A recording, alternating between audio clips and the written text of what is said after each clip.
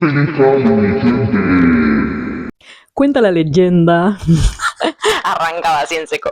Primero les quiero mostrar mi tacita del terror, Y amor. que es hermosa. Yo sé que todos entran a mi canal buscando los videos de siempre, pero todo lugar tiene sus sombras.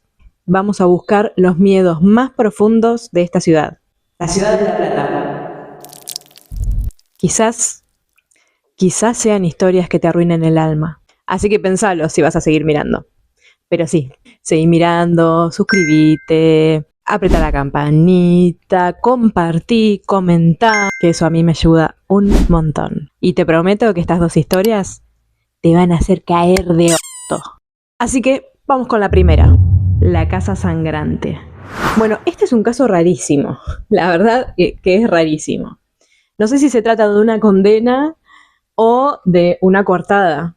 El tema es que en 1986 la familia Fersco fue protagonista de un suceso inexplicable. Resulta que Cipriana, como todas las mañanas, se levantaba a limpiar la casa, barrer, y estaba barriendo su casa, y cuando abrió la puerta para seguir con el patio delantero, se encuentra con el horror. Por todo el patio, manchas rojas. Obviamente se sorprendió, pero lo primero que pensó fue, es mancha de pintura. De todas formas, como se asustó, pegó un grito y el hijo se levantó, tardó en llegar porque estaba con muletas, no sé qué le había pasado, y cuando llegó a ver la situación, también se sorprendió. Cuando se acercaron a ver las manchas, se dieron cuenta de que debajo de ellas había grietas y ese líquido rojo brotaba del piso, inexplicablemente.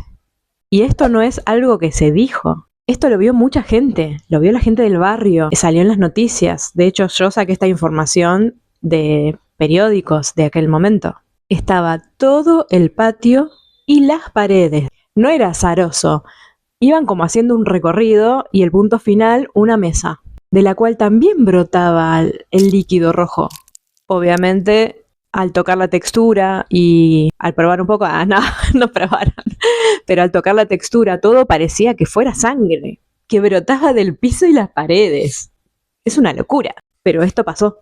Y no fue solo un ratito, lo vio todo el mundo, venían los vecinos, venía gente de otros pueblos. Y el tema es que yo pensé, esto es terror argentino. ¿Por qué? Me hizo acordar un cuento que leí, creo que en la primaria o estaba a principios de la secundaria. Leí un libro de cuentos de terror de Elsa Bornemann, que si no la conocen la deberían conocer. Y entre ellos estaba uno que se llamaba La Casa Viva. Básicamente habla de eso, la casa siente y reacciona. Los cuentos de terror de Elsa Bornemann se convirtieron en mis favoritos en esa época. Y tiene una similitud con esto que estamos contando, porque acá la casa está herida, sangrando por algo que no sabemos, algo que está escondido, que puede ser un trauma o un milagro. La sangre brotaba. O sea, yo se los cuento como un cuento, pero la gente lo vio. ¿Y por qué mencionamos el milagro? Porque había gente que venía de todos lados. Venían de Magdalena, venían de Tandil, no sé de dónde venían, pero venían. Algunos colgaban rosarios, crucifijos en la casa y otros agarraban estampitas y las frotaban con la sangre, como si fuera una bendición. También se habló de la hipótesis de algo más turbio. Una vecina dijo que había escuchado disparos y que había visto cómo entraba en un cuerpo, pero nunca encontraron un cuerpo. Y además, ¿cómo se explica que la sangre brotara del piso de una mesa? No se entiende. Así que la policía descubrió que el líquido rojo efectivamente era sangre, y en algunos medios dijeron que era A positivo, que por eso era muy difícil determinar de quién podría llegar a ser. Nunca pudieron encontrarle una explicación de por qué brotaba del piso, así que la policía, al no encontrar cuerpo ni explicación, dieron por cerrado el caso, como dando a entender que la familia Fersco estaba mintiendo. Ahí otra cosa que causó terror es el tema social, porque la gente empezó a tener su propia opinión de lo que estaba pasando. Entonces algunos creían que era el milagro y otros creían que eran unos asesinos, y los vecinos los empezaron a ver mal. E incluso había algunas pintadas que decía lo de la sangre es mentira y ese tipo de cosas, y se empezaron a sentir intimidados. Y la familia intentó todo hasta que probaron con un parapsicólogo llamado Daniel Sánchez. Finalmente tuvieron que cerrar Foto Iris y mudarse de la ciudad. Y yo pensaba, ¿te imaginas que te esté pasando eso? O sea, me puse en el lugar de ellos, ¿no? Y los invito a ustedes a hacerlo también. ¿Te imaginas que te esté pasando eso? Vos estás en tu casa, brota sangre del piso, de las paredes, no tenés explicación y la gente cree que vos asesinaste a alguien y capaz que nada que ver. O sea, ni vos encontrás una explicación coherente. Imagino que alguna respuesta lógica habrá, pero ¿te imaginás?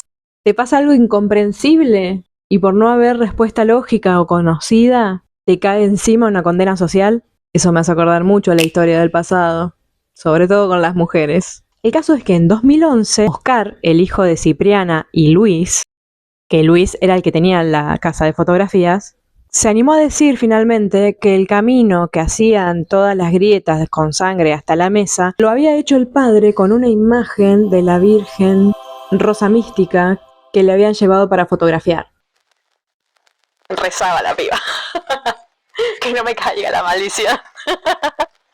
Pero bueno, él sabía que no le iban a creer. El caso se cerró sin respuesta, sin cuerpo, sin explicación. Casi 40 años se demolió la casa y se construyó un edificio de departamentos. Y algo más, algo que deja otro misterio más. Todos los testigos iniciales fallecieron, incluso Oscar, que era joven en 1986.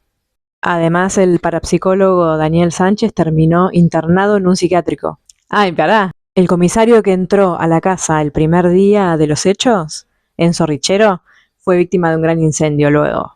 ¿Podríamos estar hablando de una maldición? El misterio no tiene respuesta y quizás nunca la tenga. Y yo quiero saber, ¿alguno tiene algún familiar que haya estado en la zona, que haya podido ir a chusmear y tenga algún recuerdo de ese momento? Porque seguro que hay, podría tener 60 años para arriba, o menos, un poco menos también. Ay, por favor, si alguien se acuerda, alguna persona que haya estado ahí o tiene un familiar que haya estado ahí, me encantaría leerlos en comentarios.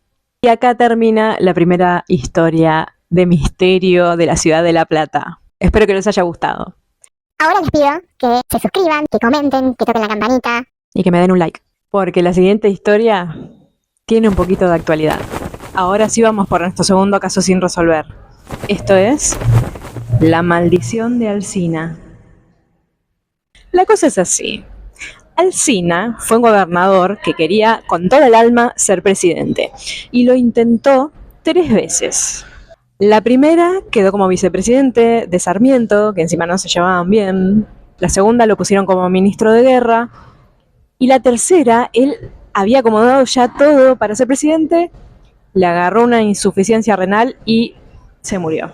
Desde su muerte, y viendo que los gobernadores no lograban ser presidente electo por voto popular, se empezó a difundir la idea de que era la maldición de Alsina, que no había podido llegar a ser presidente. Y al día de hoy, no hay gobernadores que hayan podido después lograr ser presidente por voto popular.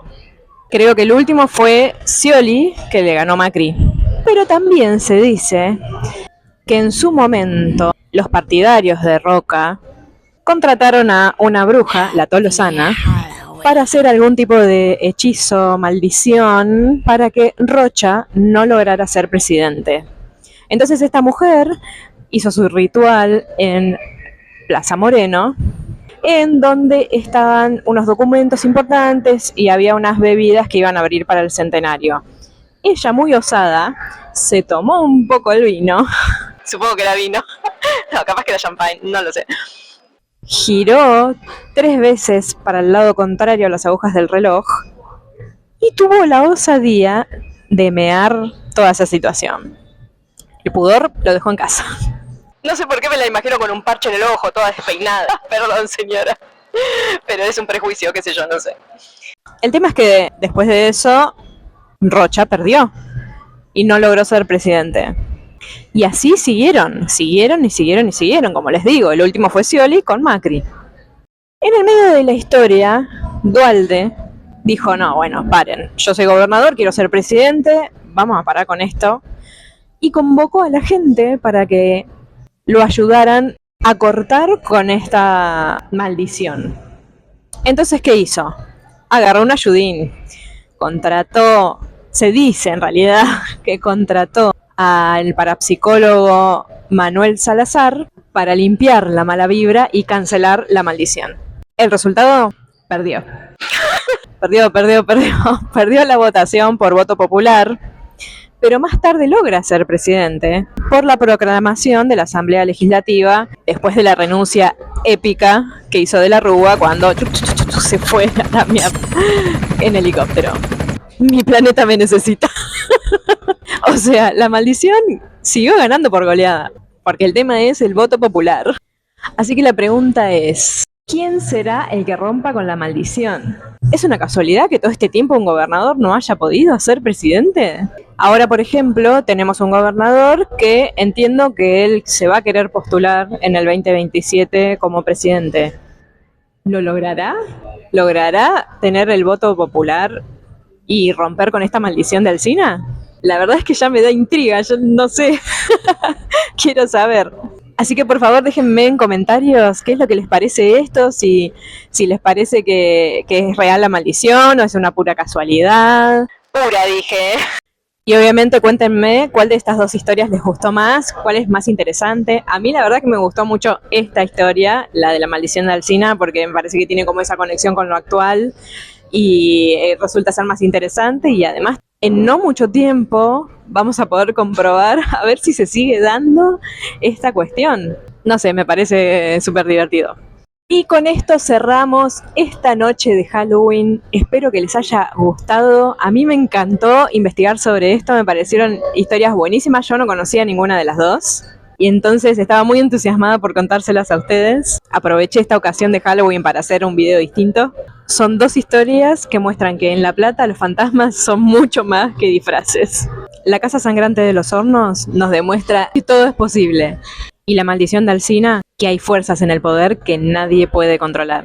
Así que vuelvo a decirte que si te gustó esta noche de misterio sin resolver de la ciudad de La Plata, déjame un comentario, contame algo. Contame tu historia de misterio. Algo que te haya pasado a vos, me encantaría saber.